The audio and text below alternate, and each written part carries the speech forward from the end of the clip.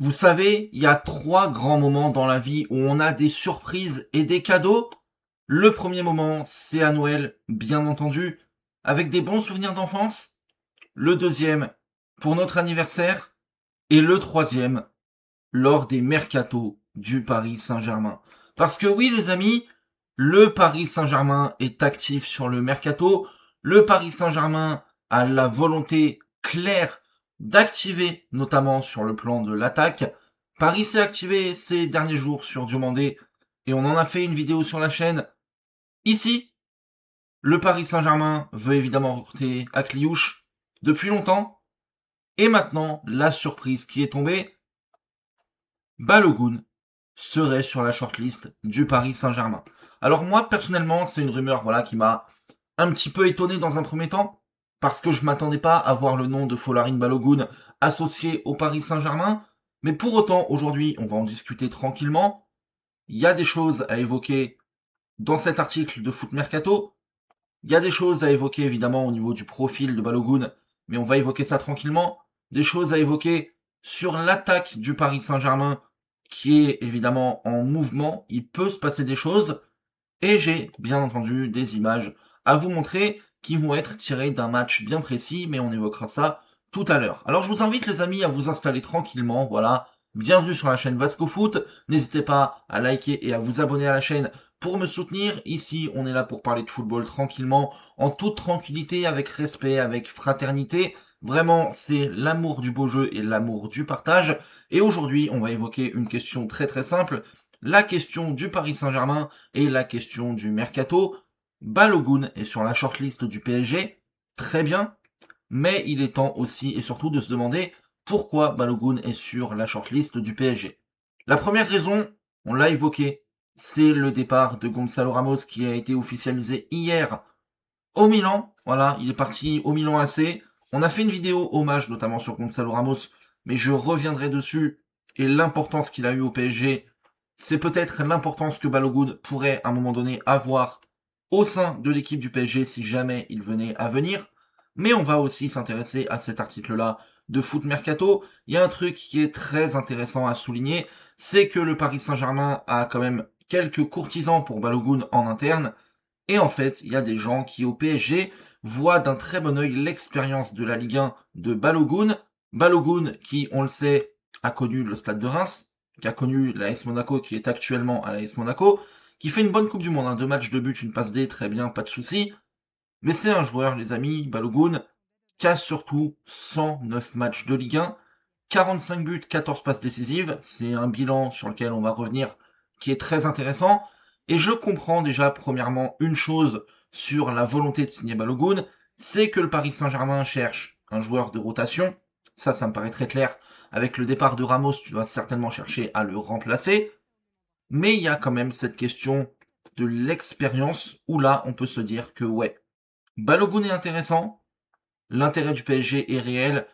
Il y a par contre aucun contact officiel qui a encore été établi entre la direction du PSG et l'AS Monaco sur ce dossier. Paris observe avec attention la situation du joueur mais n'a pas encore dégainé la moindre approche formelle. On est sur la phase aujourd'hui de l'observation.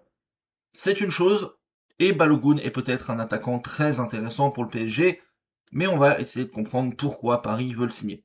On a évoqué Ramos, qui est sur le départ, c'est vrai, mais on le sait, le PSG était sur Eli Kroupi Junior, le PSG était sur Julian Alvarez. On va revenir sur les 2 profils de buteurs là, ensuite en comparaison avec Balogun. Mais le PSG est surtout sur Yann Diomandé, ici, aussi sur Akliouche de Monaco, ça tombe bien. Et là où on peut se poser une question, c'est pourquoi le PSG cherche à signer potentiellement Akliouche, Diomandé et en plus Balogun ou en tout cas un buteur. La question c'est que évidemment Ramos est parti, très bien. Que Randal Kolo Muani, normalement, va quitter le club, il n'y a plus aucun avenir pour lui au PSG. On est sur 2 départs, mais on va en compter un seul, parce que factuellement, Kolo Muani a été prêté cette saison, donc on va dire qu'il compte pas. Ibrahim Mbaye peut potentiellement faire office de 2e départ. Bradley Barcola est en danger aussi, est-ce qu'il va partir ou pas? Il y a une vraie question actuellement. Ça peut faire 2 départs pour ton attaque, mais le problème, c'est qu'on sait qu'il y a un 3e départ qui est acté, et c'est celui de Kang In Lee. Du coup, on arriverait à 3 départs. Et déjà qu'à l'époque, le groupe du PSG était assez restreint. T'as réussi à faire le back-to-back, mais tu sens, à un moment donné, qu'il faut peut-être réoxygéner le groupe et apporter de la force vive et un peu plus de profondeur avec un ou deux joueurs de plus dans ton équipe. Tu vas pas te dire que tu vas sacrifier 2 voire 3 offensives de ton club. Et derrière, au niveau du recrutement, encore plus réduire la quantité de ton groupe. Pour moi, c'est pas quelque chose d'audible. Alors je comprends, voilà, s'il y a tous les départs qu'on peut évoquer. Ramos, on va dire Kang In Lee, parce que pour moi c'est suffisamment acté, et éventuellement on va dire Ibrahim Mbaye. Si t'as vraiment ces 3 départs-là qui arrivent du côté de Paris, Yann Diomandé, c'est cohérent. J'insiste, mais on a fait cette vidéo-là pour démontrer à quel point il est bon et il est fort. Potentiellement Akliouche qui pourrait signer, c'est cohérent. Là, ce serait pour remplacer Kang In Lee, très bien. Et éventuellement le profil d'un buteur pour remplacer là purement et simplement Ramos. Mais ce serait honnêtement numériquement et sportivement quelque chose qui aurait, à mon avis, du sens. Ce qu'il faut comprendre un truc avec Balogun, c'est qu'il faut aller voir les statistiques de ce joueur-là et pourquoi le PSG le veut au-delà de la dimension de l'effectif et de la profondeur de banc. C'est que Balogun, la saison passée, c'est un joueur qui fait quand même l'équivalent de 43 matchs. Il met 19 buts, 5 passes décisives. C'est un très très bon bilan statistique. 30 matchs de Ligue 1, 13 buts, 5 passes D. Vraiment, c'est très fort. Très performant. La saison d'avant, avec l'AS Monaco, c'est un joueur, Balogun, si ça veut bien charger, qui fait 16 matchs, 4 buts, 1 passe D. Le bilan est moins bon. C'est vrai que cette saison, Balogun a été très bon et sa valeur marchande a augmenté un peu à 40 millions d'euros. Mais en fait, ce bilan statistique-là de cette saison et celui de la saison passée, il y a une différence, c'est vrai, mais déjà il y a 2 fois moins de matchs qui sont joués, donc forcément c'est dur de comparer. Mais sincèrement, les amis, moi j'aimerais revenir sur une pensée simple. Cet homme, Luis Enrique, qui au moment du départ de Kylian Mbappé a fait une déclaration très simple. Il a dit c'est bien d'avoir un joueur qui met 40 buts. C'est super. Maintenant, moi, ma préférence, en tant que Luis Enrique, c'est d'avoir 4 ou 5 joueurs qui vont me mettre 10-12 buts dans la saison et avoir une plus grande force collective plutôt qu'un seul joueur dont je suis dépendant qui va me marquer 40, 45, 50 buts dans la saison et en plus en allant stater contre entre guillemets des petits du championnat et pas nécessairement dans les grandes rencontres. Pourquoi Paris veut Balogun? C'est parce qu'à un moment donné, oui, le bilan statistique, il y a peut-être un peu d'irrégularité au niveau des stats. Et encore, je pense que la saison passée est vraiment très particulière. Parce que là, 37 matchs, 21 buts, c'est un bilan qui est incroyable. Mais je pense sincèrement une chose, c'est que le PSG ne cherche pas forcément un attaquant qui met 40 buts, loin de là. Et de toute manière, on va être très clair sur un point. Si tu prends un attaquant qui met 40 buts, c'est pas pour jouer remplaçant, c'est pas possible. Et je pense que l'attaque du PSG aujourd'hui n'a pas nécessairement besoin d'être chamboulée. Quant à Dembélé, Ballon d'Or, qui remporte 2 Ligues des Champions en étant un acteur majeur, et qui va possiblement faire un doublé de Ballon d'Or, et qui est très bon à la Coupe du Monde, t'as pas besoin de le remplacer, t'as pas besoin de le bouger dans ton équipe. Quant à Désiré Doué, bah pardon, mais quand on voit le talent du gars, y a pas besoin de le bouger. Quant à éventuellement Bradley Barcola, si jamais il venait à rester, t'as pas besoin de le bouger. Et évidemment, on va finir avec avec Kvaratskhelia, pardon. C'est assez évident que t'as pas besoin de le bouger non plus, par sa qualité technique, par sa manière à finir les actions, par son efficacité, le tempérament qu'il a, et tout ce qu'il peut t'apporter. Aujourd'hui, c'est très clair sur un point, le PSG n'a pas besoin de chambouler son attaque. Le PSG n'a pas besoin aujourd'hui d'un titulaire. Par contre, là où c'est très intéressant, et pourquoi on a fait notamment la vidéo hommage sur Gonzalo Ramos, c'est que tu as besoin d'un joueur pour aller étoffer ton banc, à la demande de Luis Enrique et de Luis Campos, qui va te permettre ensuite d'aller gagner la Ligue 1, la Super Coupe d'Europe, le Trophée des Champions, la Coupe de France, la Ligue des Champions. Parce que qu'on le veuille ou non, une saison c'est très long, et cet effectif-là, oui, ça fait 2-3 saisons qu'il est là, bien ancré, Mais sur certains joueurs, ça commence à tirer un peu sur la corde. Et à un moment donné, il faut une solution de repli. Alors c'est pour ces raisons-là que, évidemment, le PSG veut Balogun. Mais il y a aussi une autre raison, c'est que le profil, à mon avis, est intéressant. Je pensais que le PSG irait plutôt sur des attaquants plus volaces, entre guillemets. On était sur Julian Alvarez, finalement, il veut pas venir, donc je considère que c'est mort dans l'œuf et qu'on n'ira pas dessus. Il y avait la question d'Eli Kroupi Junior, mais est-ce que le PSG a vraiment envie de mettre autant d'argent? Faut voir. Moi, je suis convaincu par le profil de ce que j'ai vu, mais faut voir. Et j'ai pensé aussi à une autre solution qui avait déjà été mise contre Barcelone, notamment. C'était Seny Mayoulou en faux neuf, parce que je voyais pas forcément le PSG jouer avec un attaquant vraiment pure pointe. Mais finalement, la rumeur est là, Balogun, et je pense que si cette rumeur existe, c'est tout sauf un hasard, parce que ce monsieur-là a été vraiment, vraiment important, décisif dans des moments clutch. Et là, si on s'intéresse au profil de Balogun, je pense qu'il y a un intérêt de la part des Parisiens pour deux raisons. L'efficacité, parce que Balogun, et on va le voir juste là, a besoin de peu de tirs pour marquer, cadre beaucoup de tirs et marque beaucoup. Donc c'est un attaquant qui a un ratio où il est efficace. Donc c'est une bonne chose. Et je pense aussi que le mélange entre sa pointe de vitesse et sa puissance physique font que le profil est vraiment apprécié en interne. C'est pour moi les deux facteurs principaux. Beaucoup de touches dans la surface avec 93 centiles, une efficacité face au but qui est quand même très intéressante. Derrière, des courses progressives, etc. qui sont vraiment cool. Je pense que la différence entre Balogun et Ramos, c'est l'efficacité, parce que oui, Ramos nous a offert de très bons moments, mais il ratait quand même beaucoup, beaucoup d'occasions aussi. Il sous-performait les expected goals notamment. Donc c'est assez intéressant. Et on peut aussi évoquer des images. Ici, j'ai choisi un match qui est très précis, moi de mon côté. C'est un match contre le Paris Saint-Germain, justement. Un match de Ligue des Champions. C'est le barrage aller contre l'AS Monaco à Louis II. Et pourquoi j'ai choisi ce match-là? Évidemment, je le précise, mais c'est une vidéo très brute, donc il y aura des questionnements, notamment sur l'adaptabilité au football de Luis Enrique, sur la question à presser à haute intensité ou pas. Pour répondre à ces questions, il faudrait que je puisse analyser en profondeur 4, 5, 6, peut-être 8 matchs. C'est un gros travail.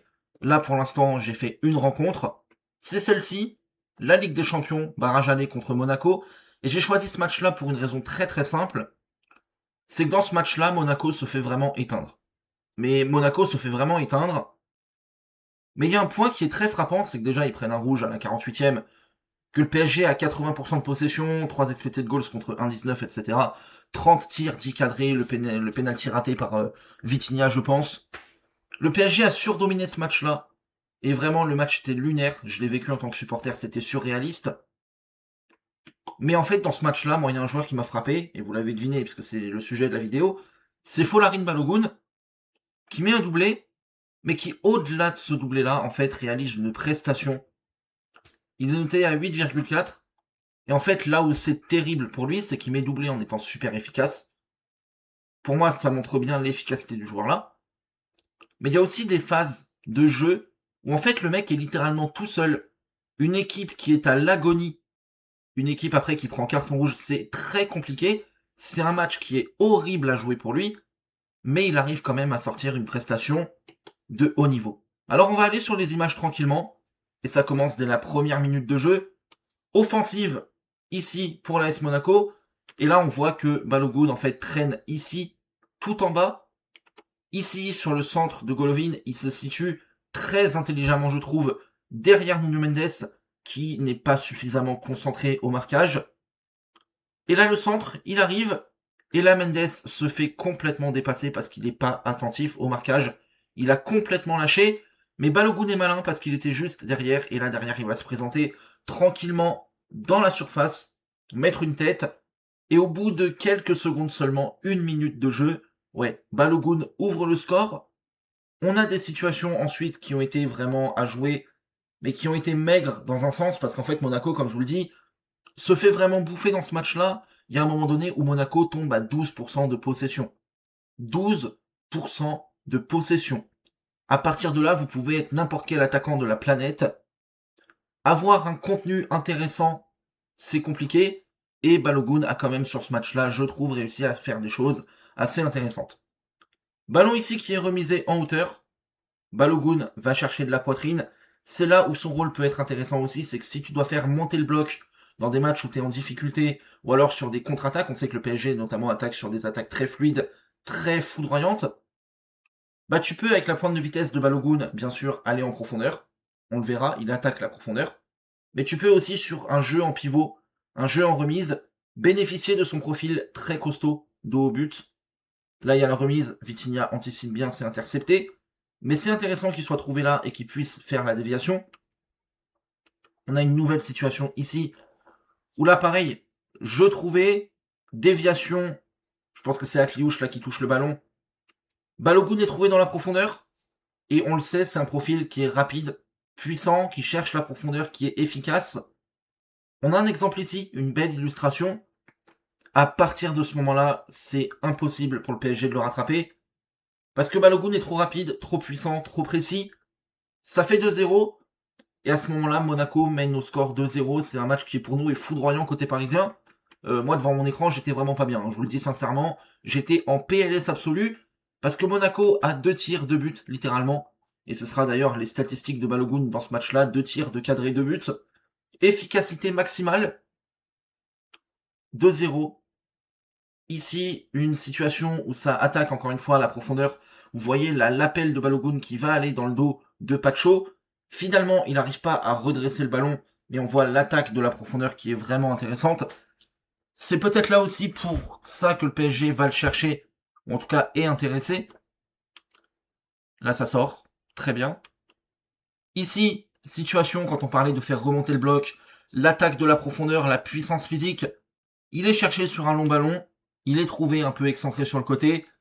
La puissance, l'intelligence, la qualité technique font que derrière, il peut trouver Lamine Camara en retrait et conserver le ballon pour Monaco, dans une période qui, je le rappelle, est pas facile.